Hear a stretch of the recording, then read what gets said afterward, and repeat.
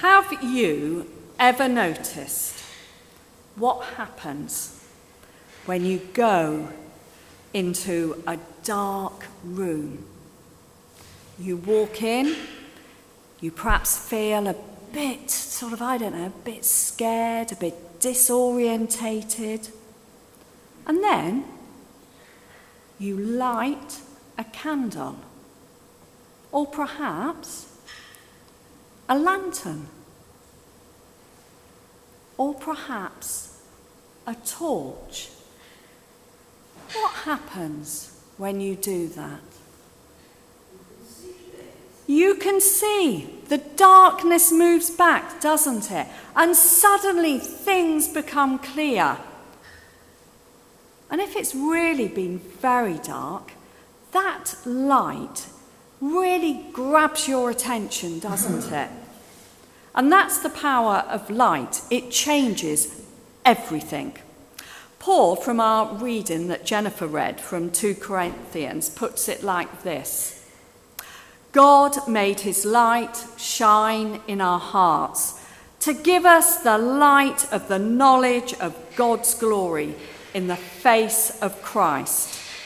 In other words, when we welcome God into our lives, his light doesn't just shine around us, it shines inside us.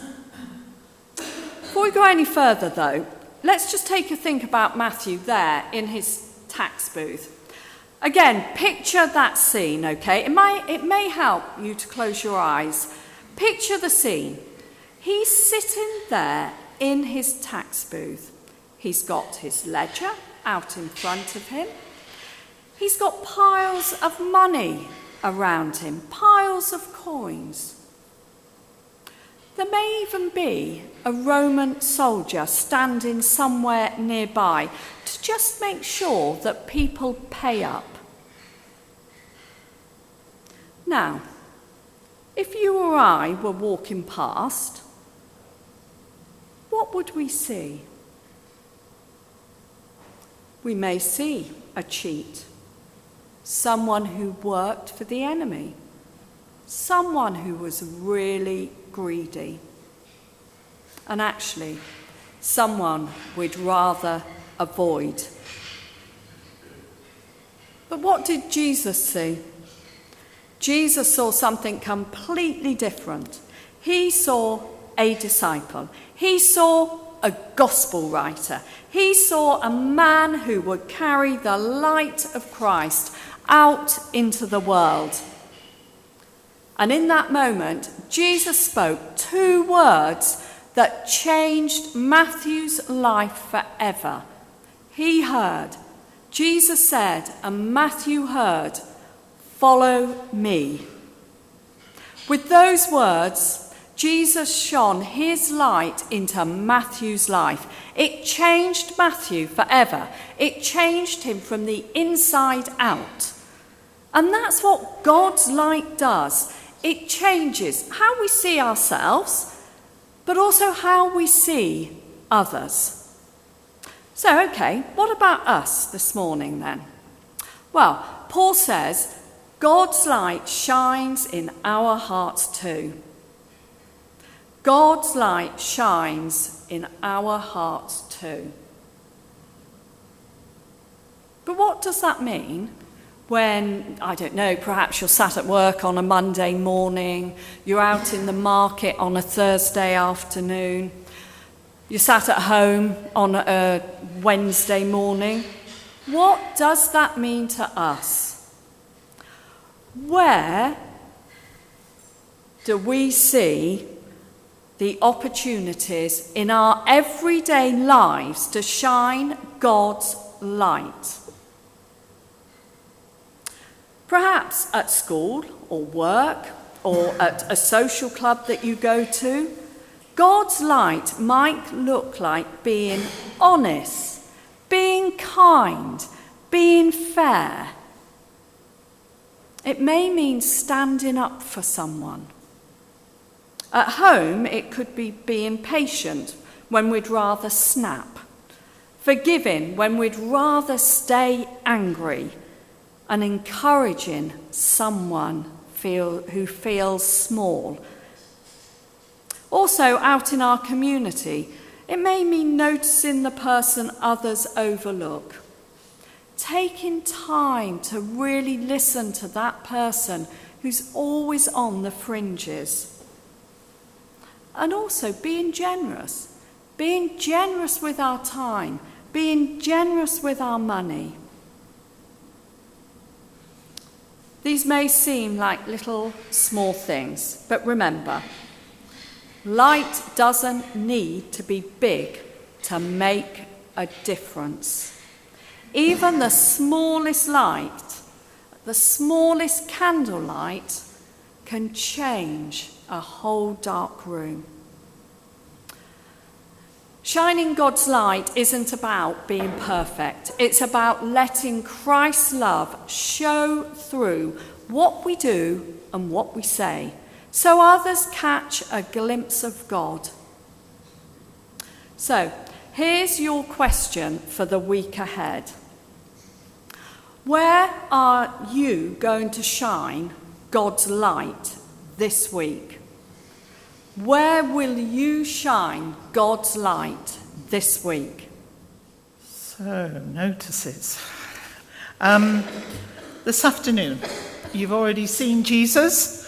Jack is here with a whole bag of puppets. Jack, do you just want to come tell people a weeny little bit about Bubble Church? And it's not about blowing bubbles. So that's right, today we've got Bubble Church for the first time. It's a puppet-based church service for little ones and their families. It's something that started in London during coronavirus, during the lockdowns when people were still in bubbles. And it really took off from there and spread around the country, so we're really happy to be able to bring it here. It'll be 3 p.m. today. We'll be telling the story of Matthew the tax collector again, maybe in a slightly more infant-friendly way, I guess, with the puppets. And if you'd be interested in volunteering and helping out with this, because we will in the future need people to help do the puppets, even to tell the stories, to be on welcome, please do let me know. We'd love to have you along. We're really excited for this service. It should be a really good thing to start here. Who have you got there? Monster kind of thing. Oh, right. There's an emu type one as well that we met on Thursday. So that's this afternoon. Tomorrow's Sparklers, and they're going to have a visit from Mini Mozart. So this is something that's funded by Wendover Music, and the people running that will be along with percussion instruments and their own instruments. So it's giving the children a chance to hear music and make music. So again, if you know about any little people that'll be around tomorrow morning, that's happening. Thursday, it's our 10 o'clock service, as always. And then next week, next Sunday, we've got 9 o'clock and then 10:45, and it's harvest. So church will look beautiful because the flower rangers will be putting in all their harvest flowers.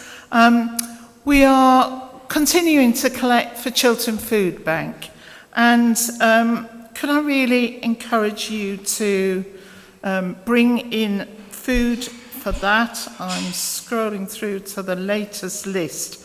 I tried to see if there was a specific harvest list that they had. I haven't been able to get that. But at the moment, their real priority needs are chocolate, whose isn't, household cleaner, squash, tin chicken, washing up liquid, conditioner, long life juice, sweets, and toilet cleaner.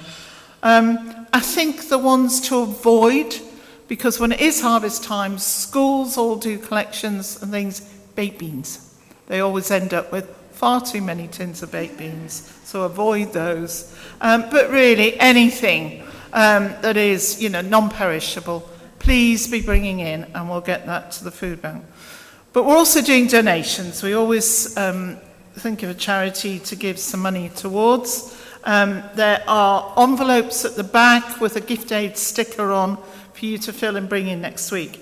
And we're supporting Samaritan's Purse, but particularly the projects that they are doing in Ukraine. So obviously Zerka is from Ukraine, her family are there. We're very aware of all that's happening, and Jack supporting her. So we felt it would be really good for us to be able to support agricultural projects that are happening in the eastern part of the country. So please, next week Jack can talk a little bit more about it, but take an envelope and put something in towards that. The other way that you can do it, if you want to give by card, I'm just trying to think, which would be quite useful. Perhaps what we'll be saying is, because Paul can see, because he monitors the contactless machine, that next Sunday morning card giving will all go to Harvest, so that people can use that as well. So if you could remember that. So Paul and I are off for a week tomorrow, so I'm not going to be here next week, but we'll make sure that happens. So please, always important to be supporting those charities.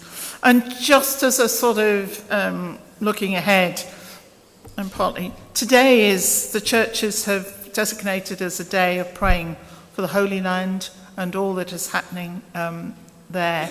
And on the 12th of October, David is going to be talking about sort of peace and justice in Gaza, and will most likely make a collection for Christian Aid and the work in Gaza at that point. So we'll tell you more about that later. There is a long list of dates to get in your diaries on the update. On the 1st of November, we've got a barn dance, and the tickets are going to be on sale in the shop from Friday. Then the 2nd of November at 10 o'clock is when we're going to be saying goodbye and thank you to Nadine and Howard.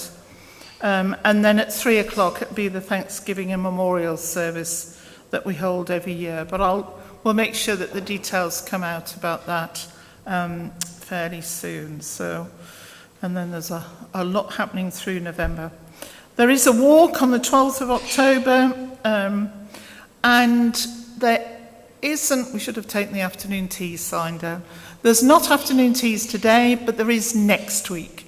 So if there's anybody able to bake or to help Natalie with that, then please, I'd really appreciate if you could be doing that.